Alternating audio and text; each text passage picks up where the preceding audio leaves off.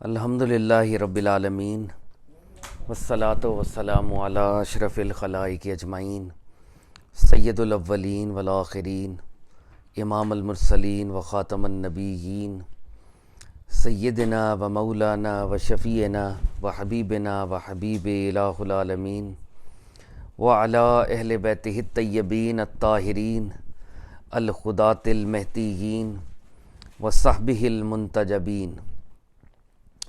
الصلاۃ والسلام علیک یا سیدی یا رسول اللہ وعلی آلک وصحبک یا سیدی یا حبیب اللہ۔ السلام علیکم یا سیدۃ النساء العالمین یا فاطمۃ الزہرا۔ السلام علیکم یا امیر المومنین یا علی مولا۔ السلام علیکم یا ابا محمد الحسن۔ السلام علیکم یا ابا عبداللہ الحسین۔ السلام علیکم یا شیخ جنید البغدادی۔ السلام علیکم یا شیخ عبد القادر جیلانی۔ السلام علیکم یا شیخ علی بن عثمان حجویری۔ السلام علیکم یا شیخ خواجہ معین الدین چشتی اجمیری۔ السلام علیکم یا حضرت سید میرا حسین زنجانی یا جدی۔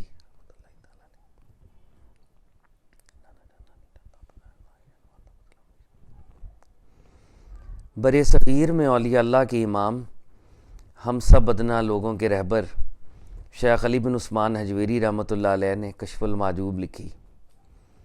داس صاحب کتاب کے آغاز میں فرماتے ہیں، میں نے رب تعالیٰ کی بارگاہ میں استخارہ کیا۔ فرماتے ہیں استخارے کا مطلب ہے اللہ تعالیٰ سے خیر طلب کرنا۔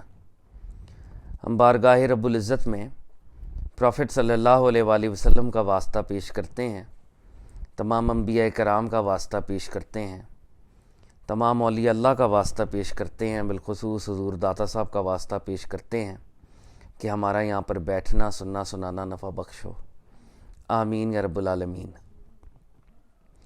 داتا صاحب فرماتے ہیں سننے والے کا مقام بولنے والے سے بڑھ کر ہے، کیونکہ جو سنتا ہے وہ خالصتاً رب تعالیٰ کی رضا کے لیے سنتا ہے، جبکہ جو بولتا ہے بعض اوقات اپنے نفس کو راضی کرتا ہے اور بعض اوقات رب کو بھی راضی کر لیتا ہے۔ ہم اللہ تعالیٰ سے دعا کرتے ہیں میرا بولنا ہم سب کا سننا پروردگار آپ کی رضا کے لیے ہو، ہمارے نفسوں کو راضی نہ کرے، آمین یا رب العالمین۔ کشف المحجوب ریڈنگ سیشنز جاری ہیں، اور خاص طور پر میں اللہ رب العزت کی بارگاہ میں دعا کرتا ہوں کہ ہمارے جتنے بھی وہ لوگ جو اس دنیا سے دار بقا کی جانب سفر کر چکے ہیں، اگر اس سیشن سے ہمیں کوئی ثواب حاصل ہوتا ہے تو پروردگار ہمارے مرحومین کی ارواح کو وہ ثواب ضرور پہنچے۔ خاص طور پہ جیسے میری والدہ ہیں، صبا کی نانی ہیں، شاہ زین صاحب ہیں، مبینہ آپا ہیں، دیگر ہمارے جو لوگ ان کے والدین، ان کے عزیز و اقربا، ان کی ارواح کو ضرور اس کا ثواب ملے، آمین یا رب العالمین۔ کل ہم نے اس کتاب کے چوتھے اور آخری حصے کا آغاز کیا ہے۔ یہ جو چوتھا اور آخری حصہ ہے یہ وہ بنیادی طور پہ کانورزیشن ہے جو کہ اس کتاب کی بیک بون ہے، اور پوری کتاب ایک طرح سے اس حصے کی تیاری ہے، اور یہ وہ حصہ ہے جہاں پر داتا صاحب بہت سی مسٹریز کو، بہت سے اسرار کو، بہت سے ویلز کو انویل کرنا چاہتے ہیں، وہ پردے ہٹانا چاہتے ہیں۔ داتا صاحب نے کتاب کے پہلے چیپٹر میں عرض کیا تھا، فرمایا تھا کہ بندے اور رب تعالیٰ کے درمیان پردے آ چکے ہیں، اور یہ پردہ در حقیقت انسان کی اپنی وجہ سے ہے کہ انسان کی روح جب جسم کے ساتھ منسلک ہوتی ہے تو وہ رب تعالیٰ کو بھول کر کارنل ورلڈ کے پلیجرز میں گم ہو جاتا ہے۔ تو سب سے امپورٹنٹ بات یہ ہے کہ بندے کو یاد دہانی کرائی جائے کہ اس کا ایک کریٹر ہے، اور بندہ جو ہے وہ رب تعالیٰ کی کریکٹ پہچان کو حاصل کرے اس دنیا میں رہ کے۔ اولیاء اللہ کے ہاں رب تعالیٰ کی پہچان ایک بہت بڑا کانسیپٹ ہے اور ایک بہت بڑی ریالٹی ہے، اور اولیاء اللہ رب تعالیٰ کی پہچان کے لیے معرفت کا ورڈ استعمال کرتے ہیں یا عرفان کا ورڈ استعمال کرتے ہیں۔ جو در حقیقت اولیاء اللہ صوفی اس لیے بن رہے ہیں، صوفی پات پہ اس لیے چل رہے ہیں کہ وہ رب تعالیٰ کی ٹھیک ٹھیک معرفت حاصل کر سکیں.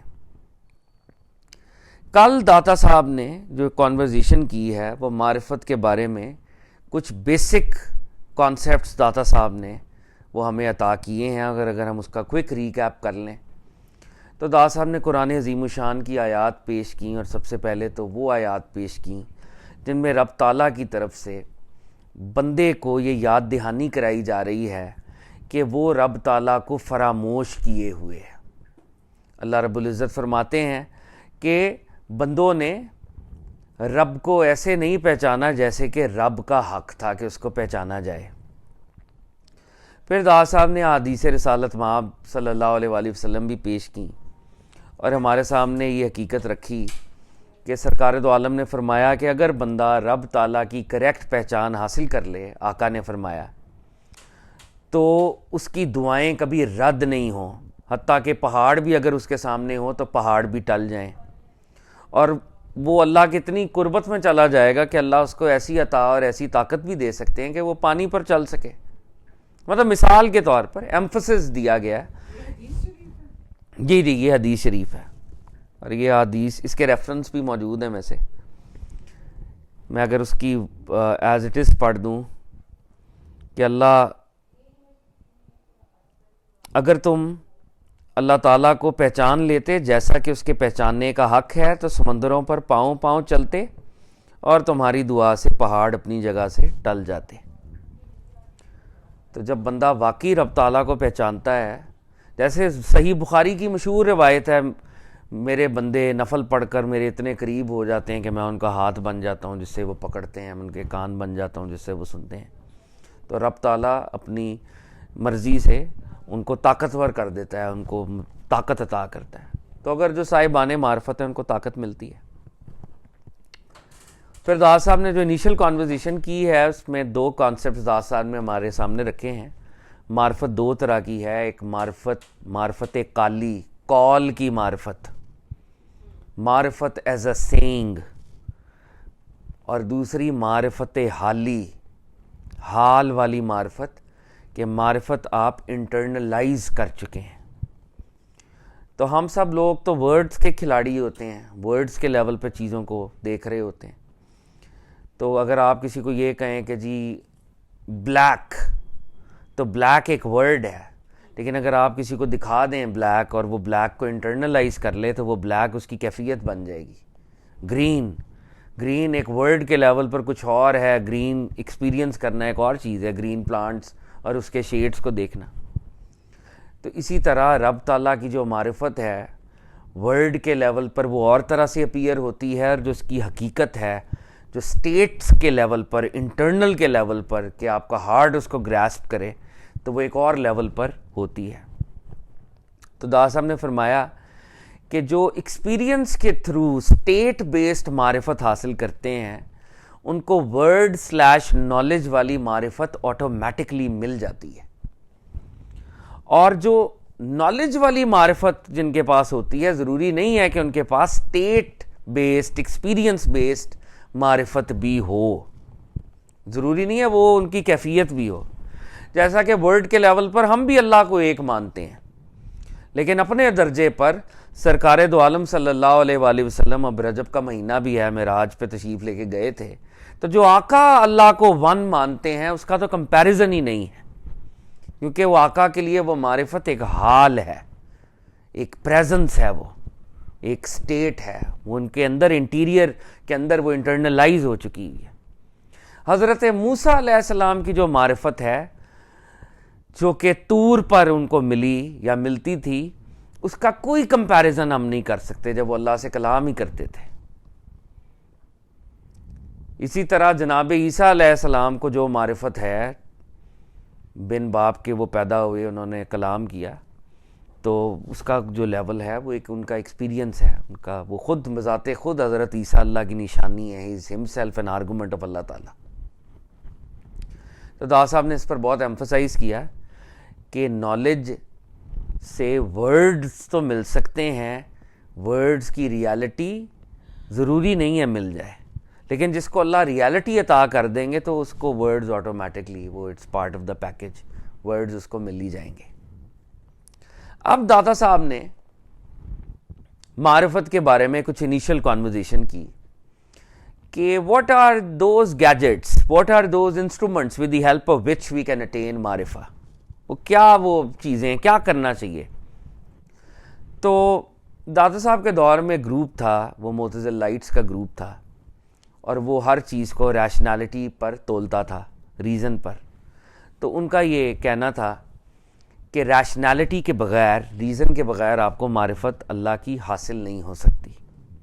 تو داتا صاحب نے سب سے پہلے اس آرگومنٹ کی کرٹیک کی 2-3 لیولز پر, اور انہوں نے کہا کہ دیکھیں بات یہ ہے کہ کچھ بچے ہوتے ہیں فقہ کے لینز میں وہ صاحبان عقل نہیں ہوتے, نابالغ بچے ہیں, ان کو فقہ کے لیول میں ان کی جو کیٹیگری بنائی جاتی ہے وہ عاقلوں کی نہیں ہوتی, لیکن بچوں کے اندر معرفت ہوتی ہے ایٹ ٹائمز. اور اس کی ایک ایگزامپل جناب عیسیٰ خود ہیں. حضرت عیسیٰ واز اے چائلڈ, تو وہ تو صاحب معرفت تھے. انہوں نے اپنی والدہ کو مطلب ان کا اعلان برات کیا کہ میری ماں پاک ہے, اللہ کی انہوں نے حمد بیان کی. کچھ لوگ بظاہر جو ہیں وہ دیوانے ہوتے ہیں مگر صاحب اسلام ہوتے ہیں, صاحب معرفت ہوتے ہیں. اور ہسٹری میں ایک کیریکٹر بہلول دانا کا ہمیں ملتا ہے کہ بظاہر وہ ریشنل باتیں نہیں کرتے تھے مگر ان کو دانا کہا گیا, وائز کہا گیا, اور ان کو حکمت والا کہا گیا. اسی طرح پھر داتا صاحب نے ایک اور بات کہی. انہوں نے کہا اگر عقل سے معرفت ملتی تو پھر جتنے صاحبان عقل تھے ان کو صاحبان معرفت ہونا چاہیے تھا, پھر ایتھزم تو نہیں ہونا چاہیے تھا. لیکن دنیا میں تو ہم دیکھ رہے ہیں کہ انکار ہو رہا ہے. تو انہوں نے کہا کہ معرفت عقل سے نہیں ملتی. پھر ایک گروپ تھا, اس نے کہا کہ معرفت استدلال سے ملتی ہے. استدلال از دی ایکسرسائز آف ریشنالٹی, یعنی وہ پروسیس ہے ریزننگ کا, اس کو ہم لاجک کہہ سکتے ہیں کہ لاجیکل ریزننگ سے معرفت ملتی ہے. داتا صاحب نے کہا دیکھو لاجیکل ریزننگ سے بھی معرفت نہیں ملتی. لاجیکل ریزننگ سے اگر معرفت ملنی ہوتی تو سب سے بڑا عارف سیٹن ہوتا کہ اس نے بہشت کو دیکھا, جنت دوزخ دیکھا, ہیل دیکھی, تو اس کے پاس سارے آرگومنٹس تھے. He just had to put 2 and 2 together and he would have inferred a conclusion, he would have derived a conclusion, but he failed and he failed rather miserably. تو اس کا استدلال اس کے لیے معرفت کا سامان نہ کر سکا. اور پھر انہوں نے ایک ضمنی کامنٹ انہوں نے کیا. انہوں نے کہا دیکھو بات یہ ہے کہ رب ایک بہت بڑی ریالٹی ہے اور تم رب کے غیر ہو, تم رب سے سیپریٹ ہو, آپ حادث ہو وہ قدیم ہے, آپ غیر ہو رب سے. اب عقل جو ہے وہ بذات خود اپنی ہستی کو انڈرسٹینڈ نہیں کرتی کہ میں کون ہوں. اور یہ آج تک کوئی فائنل بات اس پر نہیں ہے ابھی بھی, جتنی بھی سائنٹیفک ترقی ہو چکی ہے مائنڈ سائنسز میں یا برین کے اوپر بھی, اس پہ بھی باتیں چل رہی ہیں, نیورو سائنسز کہہ لیں جو بھی. تو داتا صاحب نے کہا عقل اپنی ذات کے بارے میں جاہل ہے, وہ اپنے غیر کے بارے میں حتمی رائے کیسے دے سکتی ہے, اور غیر بھی وہ جو کہ خود اللہ ہو, خدا ہو, کریٹر ہو. پھر داتا صاحب نے ایک اور بڑی ہی بھاری اور بڑی امپورٹنٹ بات کی. اگر میں تھوڑا لمبا ریکیپ دے رہا ہوں تو ناراض نہ ہوئیے گا, آئی تھنک یہ امپورٹنٹ گفتگو ہے جو داتا صاحب نے کل کی ہے. داتا صاحب نے کہا کہ دیکھیں بات یہ ہے کہ استدلال کو 2 طرح کے لوگ ایکسرسائز کرتے ہیں, لاجک کو 2 طرح کے لوگ ایکسرسائز کرتے ہیں. ایک وہ لوگ جو اللہ کے انعام یافتہ نہیں ہیں, اللہ کی ہدایت کے بغیر, اللہ کی بلیسنگ کے بغیر, مرسی کے بغیر لاجیکل فیکلٹی کو ایکسرسائز کرنا ویسے ہی ایک بے وقوفی اور ایک خطا ہے. جب تک اللہ کی گائیڈنس نہیں ملے گی نا تو یہ آپ کو اللہ سے لاجک دور لے کے جائے گا, یہ آپ کو ایتھزم کی طرف لے کے جائے گا. جب تک اللہ رب العزت کی گائیڈنس شامل نہیں ہوگی یہ لاجک آپ کے کام نہیں آئے گا. تو وہ لوگ جو انعام یافتہ نہیں ہیں, غیر انعام یافتہ ہیں, ان اور اللہ کی گائیڈنس کے بغیر وہ لاجیکل فیکلٹی کو ایکسرسائز کر رہے ہیں, یہ لاجیکل فیکلٹی خدا سے مزید دوری کا باعث بنے گی. اب دوسرے لوگ وہ جو انعام یافتہ ہیں، صاحبان عنایت ہیں، اللہ رب العزت خود ان پر کرم کر رہے ہیں، وہ انعام یافتہ ہیں، اللہ انہیں گائیڈ کر رہے ہیں کسی حد تک، تو وہ اپنے لاجیکل فیکلٹی کو استعمال کر رہے ہیں۔ اب جو انعام یافتہ لوگ ہیں وہ لاجیکل فیکلٹی کو دو طریقے سے استعمال کرتے ہیں، یا تو وہ اپنے لاجیکل فیکلٹی کو استعمال کریں گے یا وہ لاجیکل فیکلٹی کو استعمال نہیں کریں گے، آئدر اور ہی ہے نا، صاحبان انعام یا لاجیکل فیکلٹی کو استعمال کریں گے یا لاجیکل فیکلٹی کو استعمال نہیں کریں گے۔ جب وہ لاجیکل فیکلٹی کو استعمال کریں گے تو وہ رب کو طلب کریں گے، they would be seekers of God Almighty۔ ان کا لاجیکل فیکلٹی کا استعمال ان کی سرچ کو ظاہر کرتا ہے کہ they are searching for Almighty اللہ، اور ان کا لاجیکل فیکلٹی کو گیو اپ کر دینا، ان کا لاجیکل فیکلٹی کو گیو اپ کر دینا ان کی سبمیشن اور ان کے سرنڈر کو ڈینوٹ کرتا ہے کہ وہ گاڈ کے سامنے سبمٹ کر رہے ہیں، سرنڈر کر رہے ہیں، اور آن دیئر اون۔ یہ دونوں بہت بڑی سٹیٹس ہیں، گاڈ کو سرچ کرنا if you are seeking God, اور اگر آپ رب تعالی کو ایکسپٹ کر رہے ہیں، سبمٹ کر رہے ہیں، سرنڈر کر رہے ہیں، دونوں ہی بہت بڑی باتیں ہیں، اور یہ دونوں بذات خود اللہ کے انعام ہیں۔ آپ اللہ کے انعام کے بغیر نہ ہی اللہ کو سرچ کرتے ہیں اور نہ ہی اللہ کے سامنے سبمٹ کرتے ہیں، یہ دونوں ہی انعام ہیں۔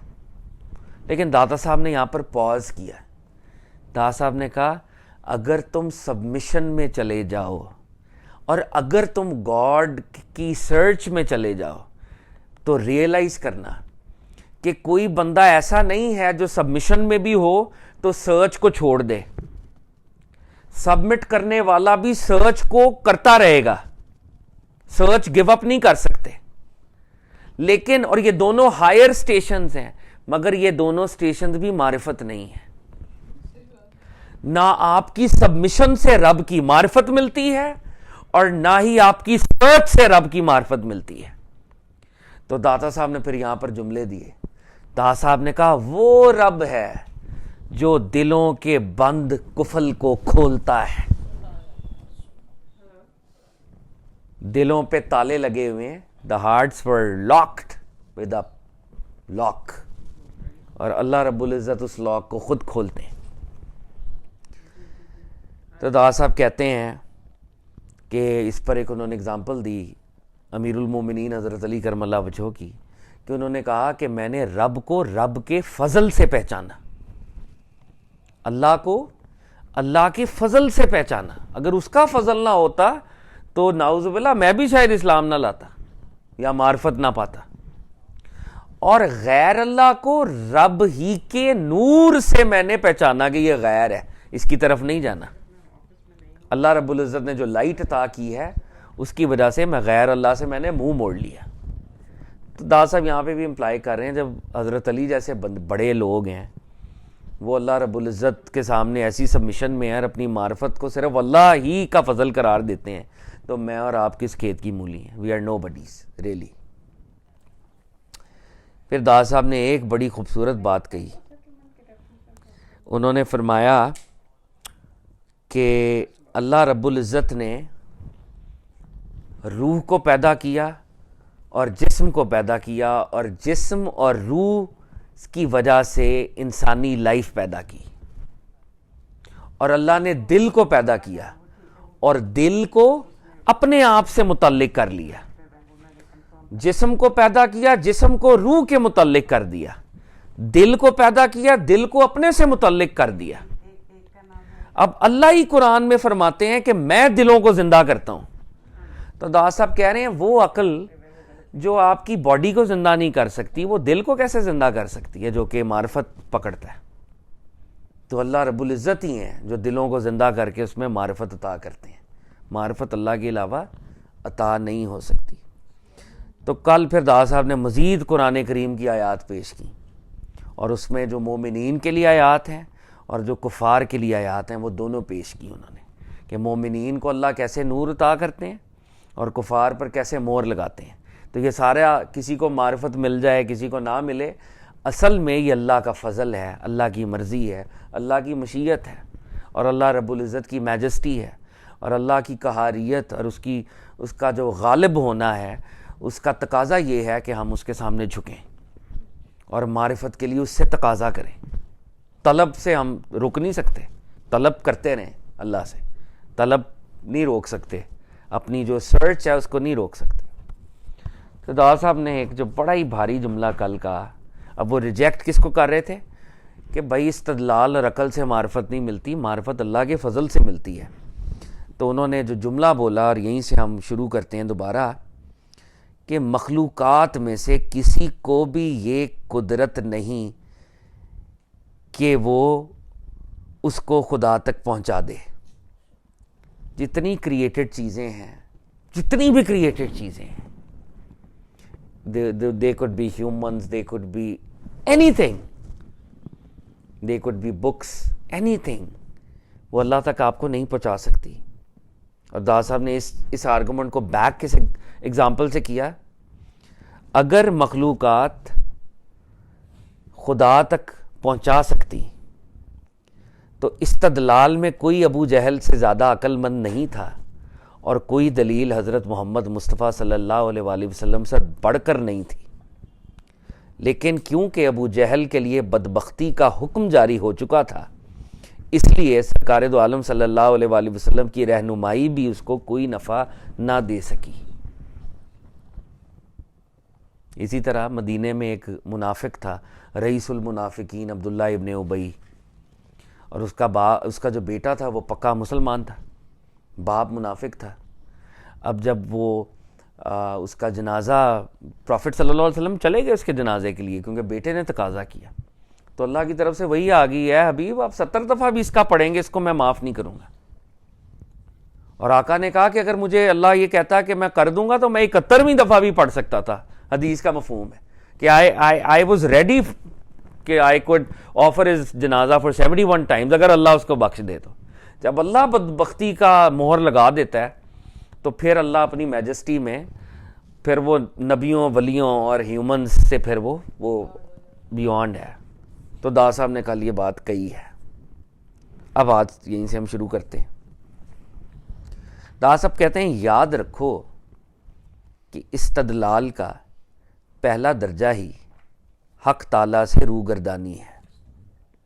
جب آپ لاجیکل فیکلٹی پر ریلائی کرتے ہو تو اس کا پہلا سٹیپ یہ ہے کہ آپ رب سے منہ موڑ رہے ہو، کیونکہ دلیل لانا غیر اللہ میں تعامل کرنا ہے،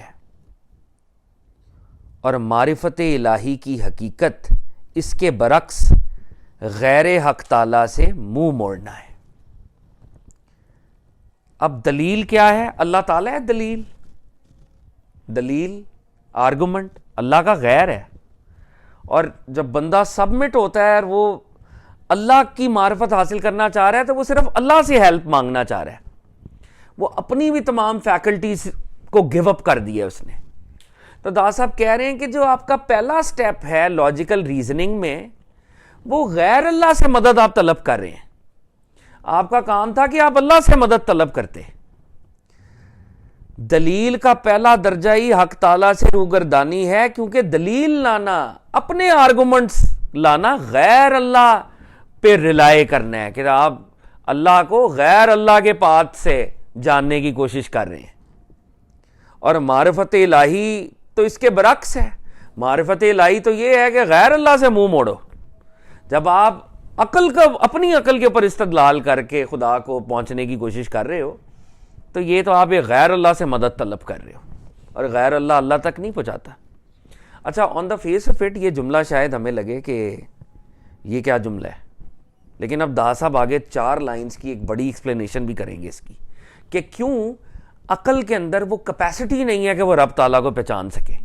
وہ بتانا بہت ضروری ہے، اور دادا صاحب کتاب میں بار بار بتا رہے ہیں، تو وہ جملہ اب آگے آنے لگا ہے۔ لیکن اس سے پہلے ایک جملہ، تو دادا صاحب فرماتے ہیں استدلال کا پہلا درجہ ہی حق تعالیٰ سے روگردانی ہے، کیونکہ دلیل لانا غیر اللہ میں تعامل کرنا ہے، اور معرفت الہی کی حقیقت اس کے برعکس غیر حق تعالیٰ سے منہ موڑنا ہے۔ تو جب آپ اللہ تعالیٰ کی معرفت کے پاتھ پہ چل رہے ہیں تو آپ نے اللہ کے ہر غیر سے منہ موڑ لینا ہے، اور عقل تو سب سے پہلی غیر ہے، تو اس سے تو پہلے ہی منہ موڑ لینا چاہیے۔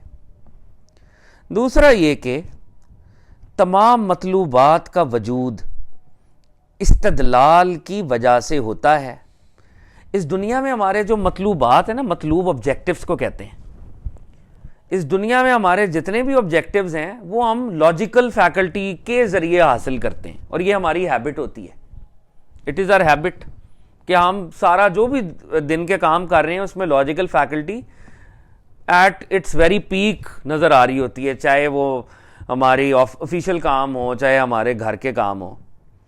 تو تمام مطلوبات کا وجود استدلال کی وجہ سے ہوتا ہے، اور معرفت الہی عادت کے خلاف ہے۔ یعنی جو اللہ کی معرفت ہے وہ روزمرہ کا کوئی کام نہیں ہے۔ ڈیلی روٹین کے کام آپ لاجیکل فیکلٹی سے کر رہے ہیں، وہ ہو رہے ہیں ویسے بھی، لیکن اللہ کا کام، اللہ کی معرفت وہ تو ایک تقاضا کرے گی نا کہ میراکلس قسم کا کوئی نالج آپ کو ملے۔ وہی لاجیکل فیکلٹی جس سے آپ لیپ ٹاپ آن کرتے ہیں، فریج کھولتے بند کرتے ہیں، وہی آپ کو فیکلٹی رب تو نہیں دے سکتی نا۔ یہ بات بھی خاصی لاجیکل ہے کہ وہی پدی سی فیکلٹی وہ اتنی بڑی ریالٹی کو کیپچر کر لے۔ تو دا صاحب کہہ رہے ہیں نہیں، ایسا نہیں ہوگا۔ پس معرفت الہی عقل کی ہمیشہ کے لیے حیرانی کے سوا کچھ نہیں۔ ریشنل پلین پر آپ کی بیولڈرمنٹ، آپ کی کنفیوژن بہت اچھی بات ہے، اور یہی معرفت کو سمبلائز کر رہی ہے۔ ریشنل پلین پر آپ کبھی بھی گاڈ کے ایسنس کو، گاڈ کی ایٹریبیوٹس کو، گاڈ کے ایکشنز کو نہیں سمجھ سکتے۔ اس پلین پر آپ کا حیران ہونا ضروری ہے، ریشنل پلین پر۔ اب دا صاحب اس کو مزید ایکسپلین کریں گے۔ عنایت الہی کا حاصل ہونا بندے کے کسب میں نہیں، کسب ایفرٹ کو کہتے ہیں۔ اللہ کا انعام کس پر ہوگا؟ اٹس ناٹ یور ایفرٹ، آپ کی ایفرٹ نہیں ہے، کیونکہ بندے کے کسب اور فعل کو اس کے حصول میں کوئی دخل نہیں۔ جو بندے کی ایفرٹ ہے، اٹ کی ناٹ انٹرفیئر، اٹ کی ناٹ کیپچر ہم، نہیں۔ اس کی تائید اور توفیق کے علاوہ بندے کا کوئی رہنما نہیں ہے۔ اللہ کی تائید، اللہ کی توفیق، اس کے علاوہ دیر از نو گائیڈ جو آپ کو اس تک گائیڈ کرے۔ وہی ہے جو غیب کے ہاتھوں سے دلوں کے قفل کھولتا ہے۔ اللہ کے ہاتھ ہیں، لیکن وہ ہاتھ غیبی ہاتھ ہیں اللہ کی شان کے مطابق، اللہ جانتا ہے وہ کیسے ہیں۔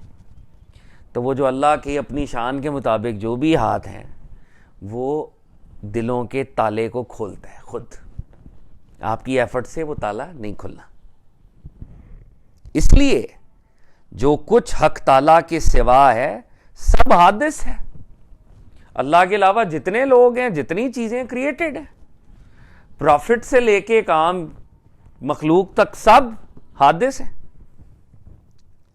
اور یہ تو جائز ہے کہ حادث اپنے جیسے حادث تک پہنچ جائے، لیکن یہ جائز نہیں کہ وہ اپنی خالق تک پہنچ جائے، ورنہ اس صورت میں خالق اس کے کسب سے حاصل ہوگا، اور جو کسب کے تحت آ جائے اس کا کسب اس پر غالب ہوتا ہے، اور اس کا کسب کیا ہوا مغلوب ہوتا ہے۔ کیوں عقل قابو نہیں کر سکتی؟ اس کو ذرا ہم ایک ایک کر کے آسان لفظوں میں بھی دیکھ لیتے ہیں۔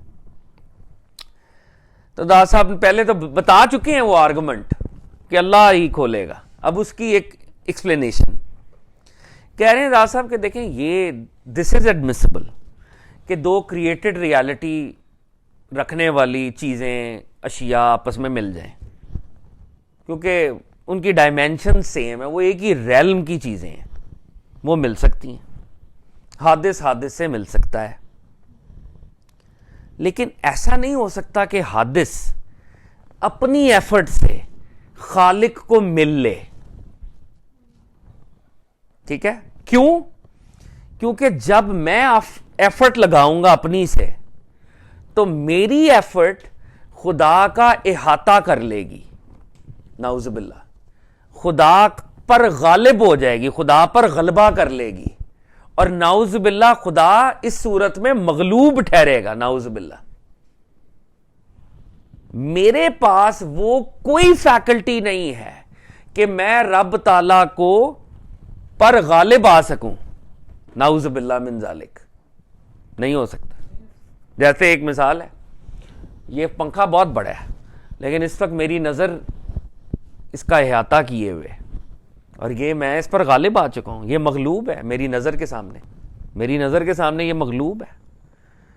جو لوگ ماؤنٹنز میں جاتے ہیں، بیس کیمپس میں جاتے ہیں، نانگا پربت نظر آتا ہے، اتنا بڑا کلر ماؤنٹین ہے، نظر کے لیول پر مغلوب ہو جاتا ہے، نظر کے لیول پہ ہم اسے کیپچر کر لیتے ہیں. تو جو کیپچر ہو گیا وہ تو فنٹ ثابت ہو گیا، جو فنٹ ہے وہ قدیم نہیں ہے، وہ حادث ہے، تو وہ تو ختم ہوگی آپ کی گیم.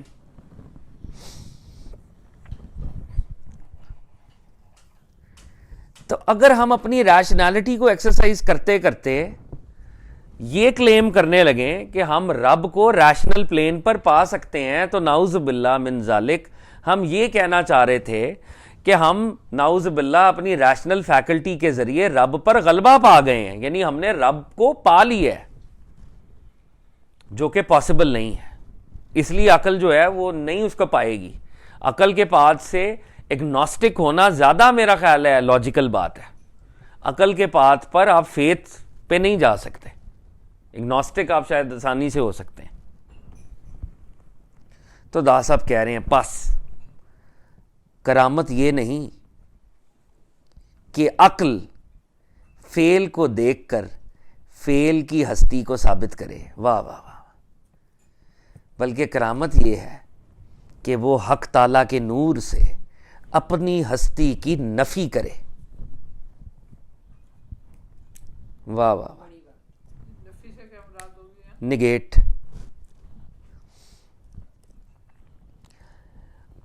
تو اب دا صاحب نے عقل کی ایک کرٹیک کر دی ہوئی ہے، اور ایک جملہ بھاری بھرکم. کرامت کا مطلب ہے کہ کوئی بندہ مین آف آنر، یہاں پہ اس معنوں میں کرامت کا ورڈ استعمال ہو رہا ہے. تو دا صاحب کہہ رہے ہیں عزت یہ نہیں ہے کہ ایک بندہ کوئی سائن دیکھے، فیل دیکھے، ایکشن دیکھے تو وہ ایکٹر کا پتہ لگا لے. یعنی یہ لاجیکل فیکلٹی سے ہم یہ تو کر سکتے ہیں نا کہ اللہ کے ہم ایکشنز یا قدرت کو دیکھتے ہیں اور ہم کہتے ہیں کہ اس سے ثابت ہوتا ہے کہ خدا ایگزسٹ کرتا ہے. دا صاحب کہہ رہے ہیں یہ کوئی بہت بڑی بات نہیں ہے، یہ تو ہر کوئی کر سکتا ہے.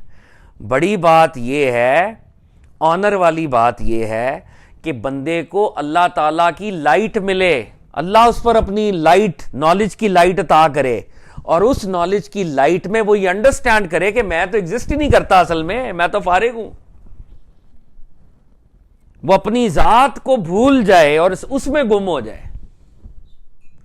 آنر یہ نہیں ہے کہ اس کو دیکھ کر میں کہوں کہ کوئی ہے اینک ساز، اینک دیکھ لی تو اینک ساز تو ہوگا کوئی، یہ تو بڑی عام سی بات ہے.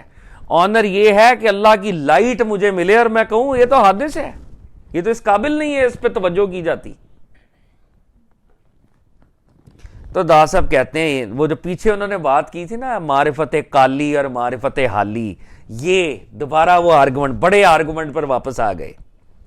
پس ایک کو کال کی معرفت حاصل ہوگی، دوسرے کو حال کی معرفت حاصل ہوگی.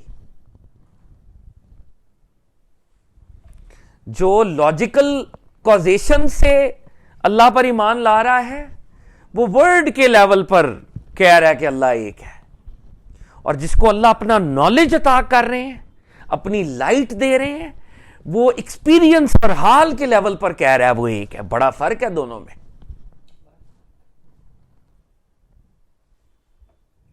بس کرامت یہ نہیں کہ عقل فعل کو دیکھ کر فاعل کی ہستی کو ثابت کرے. کرامت یہ ہے کہ وہ حق تعالیٰ کے نور سے اپنی ہستی کی نفی کرے. پس ایک کو کال کی معرفت حاصل ہوگی، ورڈز، سیئنگز. ورڈز کس کو ملیں گے؟ جو لاجیکل ہے، اور دوسرے کو حال کی، دوسرے کو ایکسپیرینس ملے گا. اچھا، ویسے اگر کسی درجے میں کسی بندے کو رب تعالیٰ کا کوئی ایکسپیرینس ہو تو وہ ضرورت بھی محسوس نہیں کرے گا کہ وہ ورڈز کے لیول پر ان کو بیان کرے. حیرت میں چلا جائے گا، سیٹسفیکشن میں چلا جائے گا، تسلیم میں چلا جائے گا، اس کی طلب میں اضافہ ہو جائے گا، کچھ بھی ہو سکتا ہے. ہاں، ورڈ، یہ بھی ورڈز ہیں کوائٹ آنیسٹلی. رب تعالیٰ تو انفینٹ ہے تو اس کی طلب میں اضافہ ہوگا. تو دا صاحب کہتے ہیں ایک کو کال کی معرفت حاصل ہوگی، دوسرے کو حال کی. وہ جو عقل کے ذریعے سے فاعل کو ثابت کرتا ہے اس کو معرفت کال حاصل ہوگی، تقریری معرفت، سینگز، تقریریں کر لیں. اور وہ جو اللہ کے نور سے اس کی ہستی کو ثابت کرتا ہے اور اپنی ہستی کی نفی کرتا ہے اس کو معرفت حال حاصل ہوگی. یعنی جس کو اللہ کی لائٹ ملے گی اصل میں تو وہ ہے نا، وہ جیتا ہے، وہ ہے، اور وہ اللہ کا فضل ہے. تو دا صاحب کہتے ہیں جس چیز کو ایک دوسرا گروہ معرفت کی علت جانتا ہے اور کہتا ہے کہ وہ عقل ہے، تو ایک گروپ کہہ رہا تھا کہ عقل از دا نیسسری کنڈیشن فار معرفت. تو دا صاحب کہہ رہے ہیں اس سے پوچھو عقل دل میں حقیقی معرفت میں سے کس چیز کو ثابت کرتی ہے، کیونکہ جس چیز کو عقل ثابت کرتی ہے معرفت الہی تو اس کی نفی کرتی ہے. یہ بھی امپورٹنٹ جملہ ہے کہ دا صاحب کہہ رہے ہیں کہ وہ لوگ جو یہ کلیم کر رہے ہیں کہ معرفت عقل سے ملتی ہے، میں ان سے ایک سوال کرتا ہوں، معرفت ریلیٹڈ ٹیکسٹ ہمارے سامنے ہے، ایسا ہی ہے؟ آپ مجھے یہ بتائیں کہ معرفت ریلیٹڈ جو ٹیکسٹ ہیں کیا وہ ریشنل پلین کے اوپر کبھی افرم ہوتے ہیں؟ ہمیں بتایا گیا جی حضرت عیسیٰ نے پہلے دن بولنا شروع کر دیا، کیا عقل اس کو ثابت کرتی ہے؟ کرے گی ثابت کبھی بھی؟ حضرت موسیٰ طور پہ جاتے تھے، اللہ سے باتیں کرتے تھے، عقل ثابت کرے گی اس کو کبھی بھی؟ کبھی بھی نہیں. تو کہہ رہے ہیں کہ عقل دل میں حقیقی معرفت سے کس چیز کا ثابت کرتی ہے؟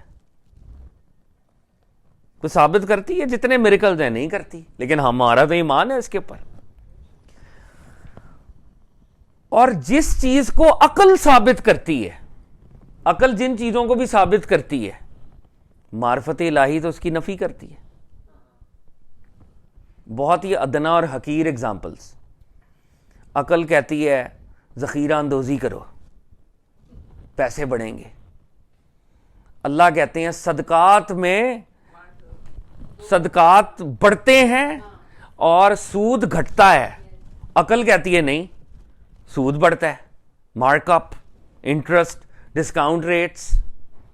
آپ جتنی بھی چیزیں ریشنالٹی کے پلین پہ کسی بھی سبجیکٹ کی لیں، آپ کو کئی ایسے پرنسپلز معرفت کے ملیں گے، دین کے ملیں گے، اسلام کے ملیں گے جو اتنے ریشنل نہیں ہوں گے. تو دا صاحب کہہ رہے ہیں جو چیز عقل ثابت کرتی ہے، عقل جو چیزیں ثابت کرتی ہے، معرفت تو اس کی نفی کرتی ہے، معرفت تو اس کو نیگیٹ کرتی ہے. تو دا صاحب کہہ رہے ہیں مطلب یہ ہے جو کچھ دل میں عقل کی دلالت سے متصور ہوتا ہے کہ یہ اللہ ہے، در حقیقت اللہ اس کے خلاف ہے. یہ انہوں نے پرنسپل دے دیا کہ بھائی تم عقل خدا کی جیسی مرضی ویژولائزیشن کر لے، جان لینا یہ خدا نہیں ہے. جو تمہاری ویژولائزیشن میں آ گیا، جو تمہاری ریشنالٹی میں آ گیا، اصل میں وہ اللہ نہیں ہے. یہی لٹمس ٹیسٹ ہے.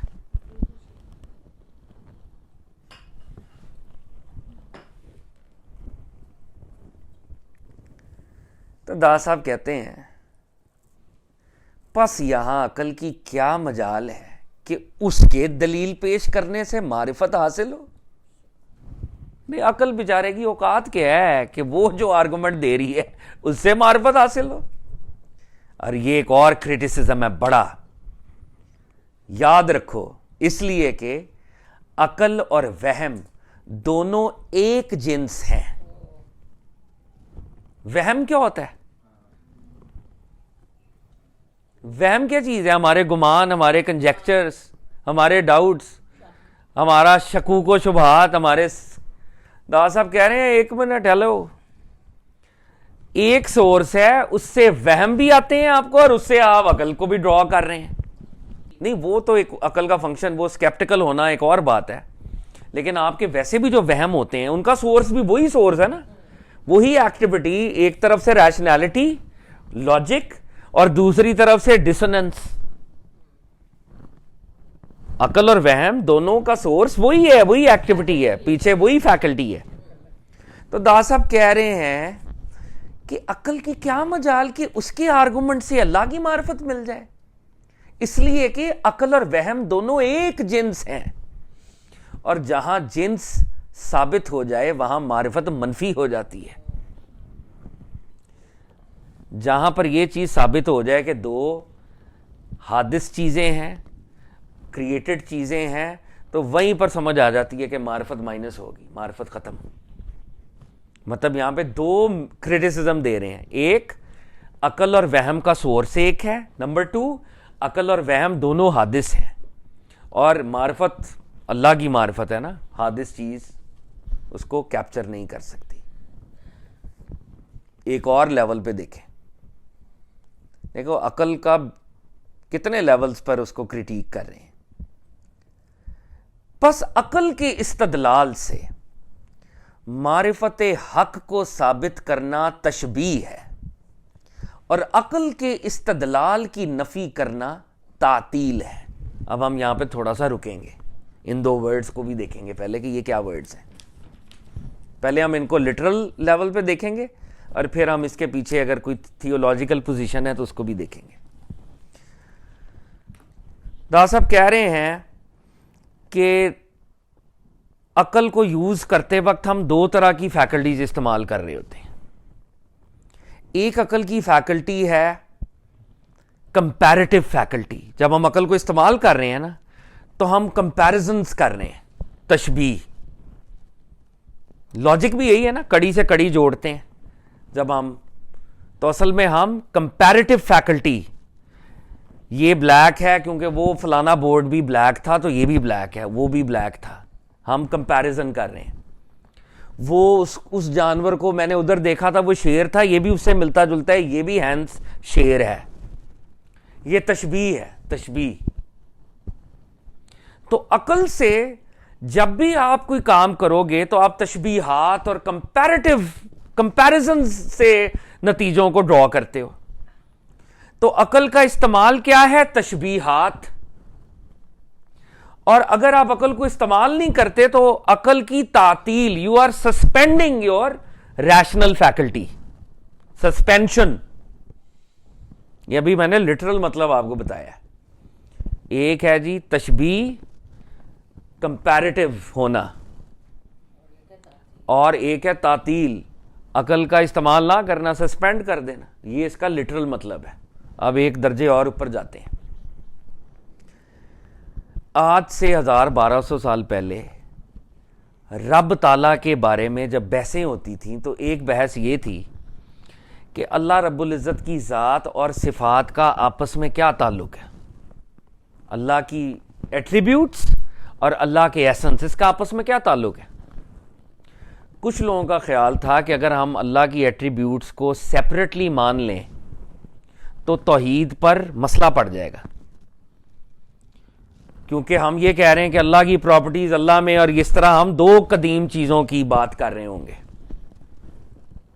ٹھیک ہے، کچھ لوگوں نے کہا کہ نہیں، اسی لیے اللہ کی پراپرٹیز کا ہم انکار کریں گے، ہم کہیں گے وہ وننس ہے صرف، اور اللہ کی پراپرٹیز کا انکار کرنا اصل میں تعطیل ہے، کہ اللہ ون ہے، اس کی پراپرٹیز کوئی سیپریٹ آئیڈینٹی نہیں رکھتی، اس وننس کے ایکشن ہی اس کی پراپرٹی ہوتے ہیں اور اس کے ایکشن سے وہ پراپرٹی ظاہر ہو رہی ہوتی ہے.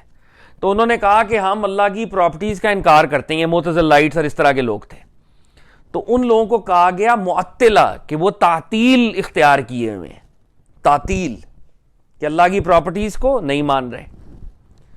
کچھ لوگ ایسے تھے انہوں نے کہا بھائی اللہ نے کہا ہے اس کے ہاتھ ہیں, اللہ نے کہا ہے اس کا عرش ہے, اللہ نے اپنے 99 نام دیے ہیں تو اس کی پراپرٹیز ہیں.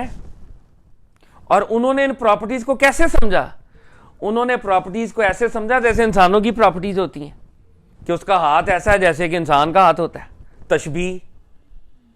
اللہ کی پراپرٹیز کو کمپیرزن میں سمجھنا تشبیہ, پراپرٹیز کا بالکل انکار کر دینا تعطیل.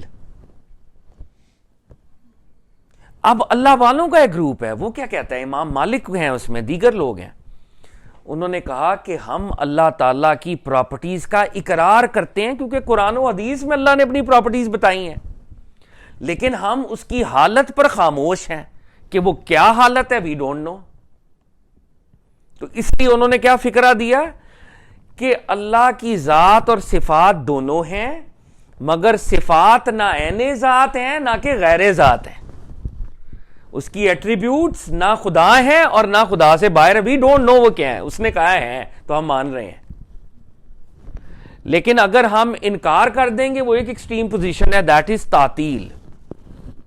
اور اگر ہم اس کو افرم کریں گے اپنی امیجری کے ساتھ, اپنی امیجز کے ساتھ, اور کمپیئر کریں گے ہیومن فیکلٹیز کہ اللہ کا ہاتھ ہے جس طرح انسان کا ہاتھ ہوتا ہے, نعوذ باللہ, اگر ہم کوئی بھی ایسا کام کریں گے وہ تشبیہ ہوگی. تو دادا صاحب کہہ رہے ہیں عقل کے دو استعمال ہیں.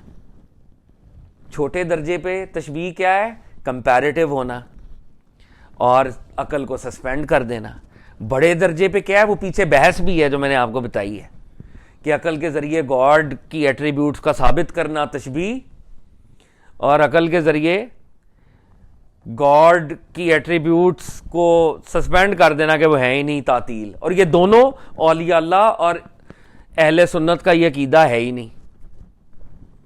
ٹھیک ہے, اب یہ دیکھیں آگے بات کیا چلتی ہے.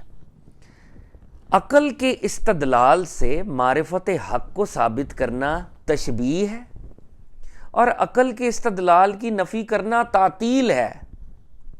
اور اس عقل کی جولاں گاہ میدان, عقل کی فیلڈ, اس عقل کی جولاں گاہ سوائے ان دو اصلوں کے اور کوئی نہیں, اور یہ دونوں کے دونوں معرفت ناشناس ہیں.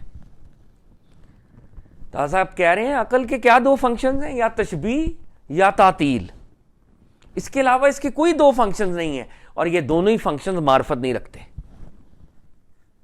کیونکہ مشبہ یعنی جس سے آپ تشبیہ دے رہے ہیں اور جس کا پروڈکٹ ہے, اور معطل جس پر آپ نے عقل کو سسپینڈ کر دیا, جس کے بارے میں آپ نے گفتگو ہی نہیں کی, مشبہ اور معطل توحید نہیں ہوتی. یعنی تشبیہ کے ذریعے جو آپ نے کیپچر کیا امیج, اور تعطیل کے ذریعے جو آپ نے لیک آف امیج کیپچر کیا, یہ دونوں وننس نہیں ہیں, یہ دونوں توحید نہیں ہے.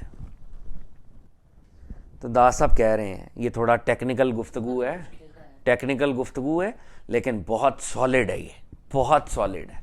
اور وہ کون لوگ ہیں جو اس کو بگنرز کی کتاب کہتے ہیں؟ بہت بڑی باتیں ہیں. میرا دعویٰ تو نہیں ہے, مطلب میں تو اس قابل نہیں ہوں, لیکن ایک بات میں اس کتاب کے توسل سے ضرور یہ کہنا چاہوں گا کہ داتا صاحب نے وہ ڈیبیٹس جملوں میں نپٹائی ہیں جو لوگوں نے والیومز میں کی ہیں. یہ بہت بڑی بات ہے, داتا صاحب کا کریڈٹ ہے یہ. تو داتا صاحب کہتے ہیں پس جب عقل امکان بھر کوشش کے باوجود اللہ تعالیٰ کی معرفت میں ناکام ہوئی, بلکہ جو کچھ اس سے ظاہر ہوا وہ خود اس کا وہم تھا, تو دوستان حق کے دلوں کو اس کی طلب کے علاوہ کوئی چارہ نہ رہا. امکان بھر کوشش کہہ رہے ہیں کہ عقل جو بھی پاسبل کر سکتی تھی نا اللہ کو پانے کے لیے, جتنے پاسبل ایونیوز تھے وہ عقل نے ایگزاسٹ کر دیے, اور پھر جو کچھ اس کی ریزننگ کا پروڈکٹ تھا وہ سارے کے سارے اس کے گمان تھے, اس کے خیالات تھے، خیالات باطن. تو جب عقل، اور عقل تو اللہ والوں کے دماغ میں بھی ہے نا، عقل تو ہر جگہ ہی ہے، وہ عقل بذات خود تو ایک فیکلٹی ہے، صرف عقل تو نیوٹرل سی ایک فیکلٹی ہے. عقل ایگزاسٹ ہو گئی تو اللہ والوں کے پاس اور کوئی ایونیو نہ رہا کہ وہ اللہ کی بارگاہ میں اس کو طلب کریں. ہم فیل ہو گئے، ہماری عقلیں فیل ہو گئی. تو دوستان حق کے دلوں کو اس کی طلب کے سوا کوئی چارہ نہ رہا، اور وہ عاجزی کی درگاہ پر بغیر کسی آلے کے آرام پذیر ہوئے. اب وہ اللہ کی بارگاہ میں عاجز ہو کے آئے اور اپنے آلات، اپنے انسٹرومنٹس، اپنی فیکلٹیز کو پھینک کے آئے کہ یا اللہ جتنی میری فیکلٹیز تھیں وہ ناکام، نامراد، ناکارہ، ہم آ گئے ہیں تیرے پاس. وہ عاجزی کی درگاہ پر بغیر کسی آلے کے آرام پذیر ہوئے اور اپنے آرام میں بے آرام ہو گئے، اور عاجز ہو کر انہوں نے اپنے دلوں کے لیے مرہم تلاش کی. اب ان کے دل زخمی ہیں، وہ رب کو یاد کر رہے ہیں، رب کی معرفت کے لیے تڑپ رہے ہیں، ان میں سوز ہے، ان میں گداز ہے، اور ان کے سارے انسٹرومنٹس فیل ہو چکے ہیں. تب وہ رب تعالیٰ سے کہہ رہے ہیں میرے وونڈز کے بام تم ہو، ہیل کرو مجھے. ہائے، اب وہ کیا کر رہے ہیں؟ طلب. لیکن ابھی دیکھیں دا صاحب کیا بتاتے ہیں. دراصل ان کا راستہ طلب کی اقسام اور ان کی قدرت دونوں سے پوشیدہ تھا. ایک طرف تو ان کی قدرت اس راستے سے آگاہ نہ تھی، دوسری طرف طلب کی گوناگوں اقسام اس راہ سے نا آشنائے محض تھیں. اب وہ طلب کر رہے ہیں اللہ کو، ٹھیک ہے جی، طلب کر رہے ہیں. تو اللہ والوں کے پاس اب کیا ہے؟ اللہ والوں کے پاس دو چیزیں ہیں، ایک ان کی سرچ، طلب، اور ایک ان کی قدرت، ان کی پاور. دا صاحب کہہ رہے ہیں لیکن دیکھو کیا عجیب منظر ہے کہ ان کو اپنی طلب کی قسموں کا بھی نہیں پتا کہ کون سی طلب میرے یہاں پر کام آئے گی. طلب میں بھی کیا طلب کرنا ہے اس سے، وہ کیا ورڈز ہوں گے، یا وہ طلب کی کیا کیفیت ہے.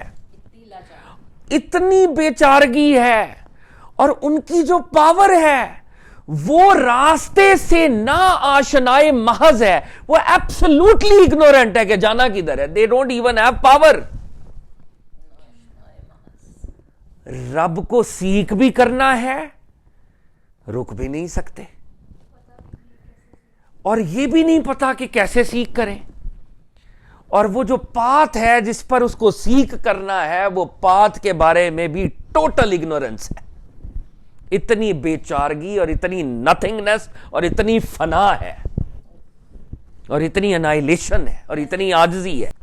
دوبارہ دیکھیں، جب عقل امکان بھر کوشش کے باوجود اللہ رب العزت کی معرفت میں ناکام ہوئی، بلکہ جو کچھ اس سے ظاہر ہوا وہ خود اسی کا وہم تھا، تو اللہ والوں کے دلوں کو اس کی طلب کے علاوہ کوئی چارہ نہ رہا. وہ عاجزی کی درگاہ پر بغیر کسی آلے کے آرام پذیر ہوئے، پھر اپنے آرام میں بے آرام ہو گئے، اور عاجز ہو کر انہوں نے اپنے دلوں کے لیے مرہم تلاش کی. لیکن دراصل ان کا راستہ طلب کی اقسام اور اپنی قدرت دونوں سے پوشیدہ تھا. ایک طرف تو ان کی قدرت اس راستے سے آگاہ نہ تھی، دوسری طرف طلب کی گوناگو اقسام اس راہ سے نا آشنائے محض تھی. پس اب اللہ کو پیار آ گیا ان پہ. پس قدرت حق تعالی یہاں ان کی قدرت بن گئی، یعنی انہوں نے خود اس کی مہربانی سے اس کی طرف راہ پا لی، اور اسی طرح سے اس سے دوری اور غیبت کے رنج سے آسودہ ہوئے. اب اللہ رب العزت کو پیار آ گیا. اللہ نے اپنی قدرت جو ہے, اپنی قدرت کاملہ کے صدقے, اپنی پاور کے صدقے ان کو بلا لیا اور ان پر مہربانی کی, اور اپنی مہربانی سے اپنے رستے, خود ہی میپ بن گیا, خود ہی ڈیسٹینیشن ہے, خود ہی میپ ہے, خود ہی گائیڈ ہے, اور وہ دوری اور غیبت کی تکلیف ان سے اٹھا لی. اب کیا ہوا؟ ان سے الہی کے روضہ میں انہیں جگہ مل گئی. ڈیوائن لو کے پیلس میں اللہ نے انہیں جگہ عطا کر دی. انہوں نے آرام پایا اور راحت و سرور میں آرام پذیر ہوئے. تو اللہ نے ان کو ڈیوائن پیلس, وہ جو لو کا پیلس ہے, لو یعنی عقل کے تھرو اللہ نے کہا تم نہیں مجھے پا سکتے تھے, ہاں لو کا پاتھ ہے, محبت کا پاتھ ہے, اور وہ محبت بھی اللہ آپ سے کر رہا تھا تو آپ کو اس نے اٹھایا اور ایلیویٹ کیا. آپ نہیں کر رہے تھے, آپ تو کچھ بھی نہیں تھے. تو داسا پھر پرانا آرگومنٹ کر رہے ہیں کہ جب عقل نے دلوں کو اپنی مراد پر پہنچا ہوا دیکھا, اب دل تو اللہ کے پاس پہنچ گئے ہیں, تو عقل نے اپنا تصرف شروع کیا لیکن معرفت کو نہ پا سکی. تو دل تو ہر وقت اللہ کی طرف جاتا ہے, عقل انٹرفیئر کرتی ہے اس کو, اور عقل جو ہے وہ سمجھتی ہے کہ میں جاؤں گی وہاں تک, میری ریشنالٹی یہ کہتی ہے میں بھی دل کی طرح جاؤں گی, لیکن وہ تو معرفت کو پاتی نہیں ہے اور عاجز رہ جاتی ہے. اور جب عقل عاجز رہ گئی تو حیران ہو گئی. تو عقل اپنے لیول پہ کیا ہوگی؟ بیولڈر. عقل کا حصہ حیرانی اس کا ہے, سرپرائز, بیولڈرمنٹ. اور خدا نے فرمایا, خدا نے عقل کو فرمایا, یہاں پہ یہ ٹائپوگرافیکل ایرر ہے, خدا نے فرمایا عقل کو جب تو اپنی خودی میں رہی, عقل جو ہے اپنی ایگزسٹنس پر اصرار کرتی رہی نا, اپنے فنکشنز پر اصرار کرتی رہی کہ میں رب کو پا سکتی ہوں, میری ہستی, میری ایگزسٹنس. تو اللہ کہہ رہے ہیں جب تک تو اپنی خودی میں رہی, اپنے تصرف کی وجہ سے حق سے دور رہی, جب تک تم اپنے اوپر رلائے کرتی رہی کہ میں رب کو پا سکتی ہوں, تو رب سے دور رہی. اور جب تیرے تصرف و عمل کے آلات فانی ہو گئے, جب ہم نے تجھے سٹرپ آف کر دیا تیری تمام پاور سے, تو صرف تو رہ گئی, پھر تیری اوقات کوئی نہیں رہ گئی, پھر تو فارغ ہو گئی. اور جب تو رہ گئی تو حق تعالیٰ تک پہنچ گئی. یعنی عقل اگر اپنی ریشنل فیکلٹی کو مار دے تو تب وہ رب تک پہنچ سکتی ہے, اگر ریشنل فیکلٹی کو قائم رکھے تو وہ حیرانی کے سوا کچھ نہیں پاتی. تو داسا فرماتے ہیں پس دل کے حصے میں قرب الہی آیا اور عقل کے حصے میں خدمت. اصل میں جو معرفت ہے وہ دل کو ملتی ہے اور دل کو نیئرنس ملتی ہے, اور عقل کے حصے میں کیا ہے کہ وہ بس خدمت کرے. پس دل کے حصے میں تو قرب الہی آیا اور عقل کے حصے میں خدمت, اور معرفت تو خود معرفت ہی رہی. یہاں سے ہم دوبارہ چلیں گے انشاءاللہ. میرا خیال ہے اٹس اے گڈ کنٹمپلیٹو پاز. اوہ اللہ اکبر, اللہ اکبر, اللہ اکبر.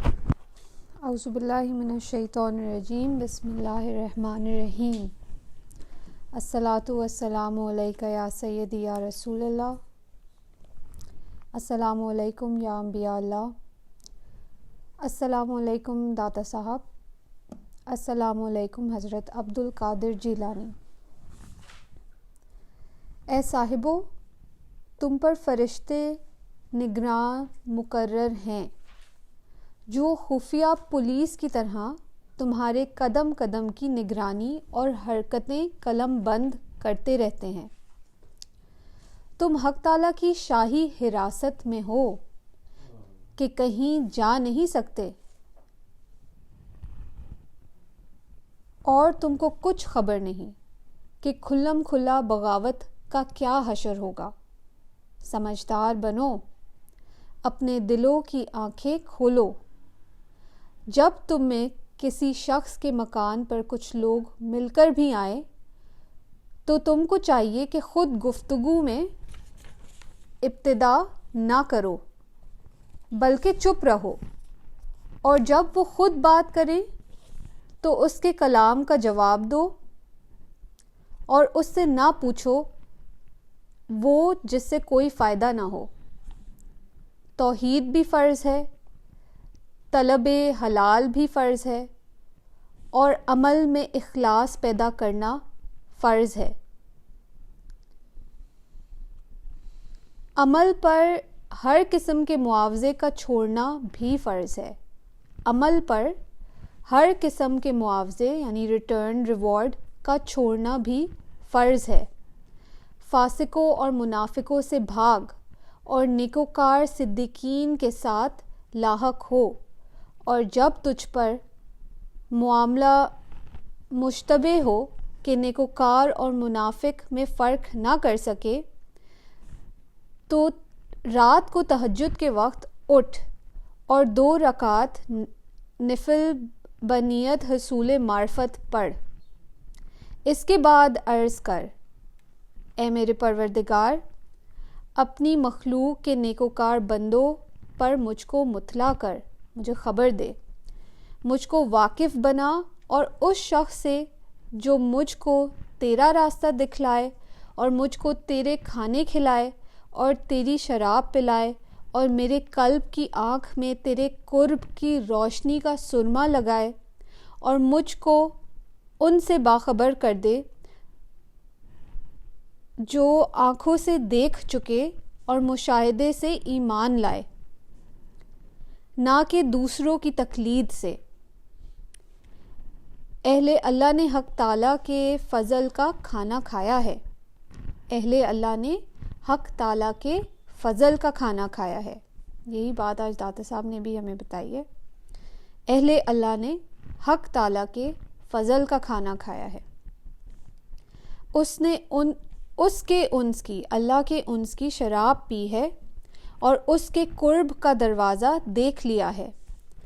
انہوں نے محض خبر پر اکتفا نہیں کیا بلکہ عبادتوں میں مجاہدے اور تکلیف پر صبر اور اپنے نفوس اور مخلوق سے نظر ہٹا کر رب کی طرف سفر کرتے رہے، یہاں تک کہ کانوں سے سنی ہوئی خبر ان کے نزدیک آنکھوں دیکھی بن گئی.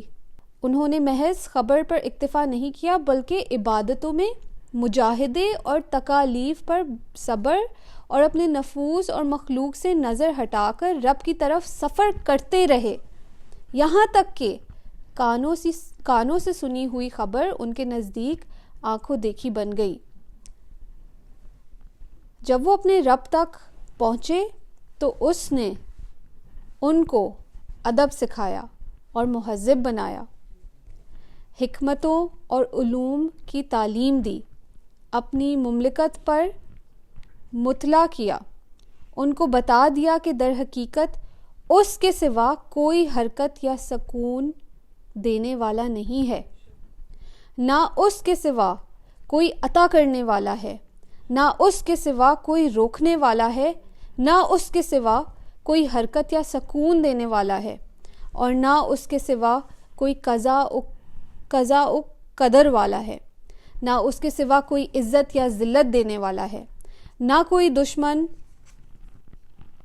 کو مسلط کرنے والا ہے، اور نہ کوئی کسی کو مسخر بنانے والا، اور نہ اس کے سوا کوئی زبردست قدرت والا ہے. جو امور غیبیہ اس کے پاس ہیں وہ ان لوگوں کو دکھاتا ہے. یعنی کہہ رہے ہیں کہ اللہ تعالیٰ پھر اپنے ان بندوں کو غیب کی اپنی چیزیں دکھاتے ہیں، اس کی نالج دیتے ہیں، اس کا ایکسپیرینس دیتے ہیں. جو امور غیبیہ اللہ کے پاس ہیں وہ ان کو دکھاتا ہے کہ یہ ان کو اپنے قلوب کی آنکھوں سے دیکھ لیتے ہیں. بس ان کے نزدیک دنیا اور اس کی بادشاہت کی نہ کوئی قدر ہے اور نہ ہی منزلت. یا اللہ عفو اور عافیت کے ساتھ ہم کو بھی دکھا دے جو تو نے ان کو دکھایا ہے، اور عطا فرما ہمیں دنیا میں بھی خوبی اور آخرت میں بھی خوبی، اور بچا ہم کو دوزخ کے عذاب سے، آمین۔